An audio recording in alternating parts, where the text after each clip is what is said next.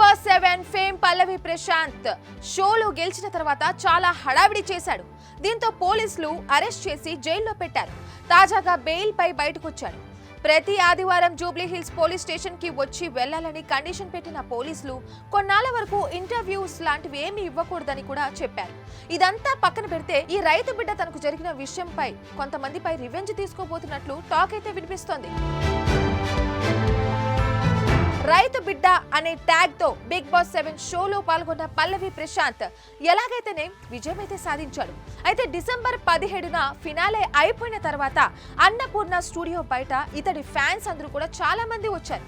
దీంతో ముందు జాగ్రత్తగా పోలీసులు ప్రశాంత్ ని వేరే రూట్ నుంచి వెళ్లిపోమని చెప్పారు. కానీ ప్రశాంత్ పోలీసుల మాట కూడా లెక్క చేయకుండా తిరిగి అక్కడికి వచ్చాడు. దీంతో అతడి అభిమానులు రెచ్చిపోయారు. పలువురి కంటెస్టెంట్స్ కార్లతో పాటు ఆర్టీసీ బస్సులు, పోలీసు వాహనాలు కూడా ధ్వంసం చేశారు. దీన్ని సీరియస్ గా తీసుకున్న పోలీసులు ప్రశాంత్ ని అతడి ఊరికెళ్లి మరీ అరెస్ట్ చేశారు. కోర్టు 14 రోజులు జైలు శిక్ష విధించగా చెంచల్గూడ జైల్లో పెట్టారు. 4 రోజుల తర్వాత అతడికి బెయిల్ రావడంతో తిరిగి ఊరికెళ్లిపోయాడు.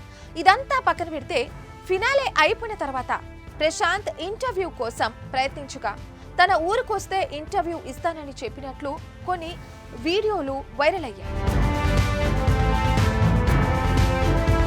తీరా సదరు యూట్యూబర్స్ ప్రశాంత్ ఇంటర్వ్యూ కోసం అతడి ఊరికి వెళ్ళగా చాలాసేపు వెయిట్ చేయించి తమని నిర్లక్ష్యంగా వెళ్ళిపోమన్నాడని కొందరు సోషల్ మీడియాలో చెప్పుకొచ్చారు. అయితే తాను అలసిపోవడం వల్లే ఇంటర్వ్యూ ఇవ్వలేకపోయారని ప్రశాంత్ తీరిగ్గా వీడియో ఒకటి పోస్ట్ చేశాడు. కానీ అప్పటికే జరగవలసిన నష్టం అయితే జరిగిపోయింది.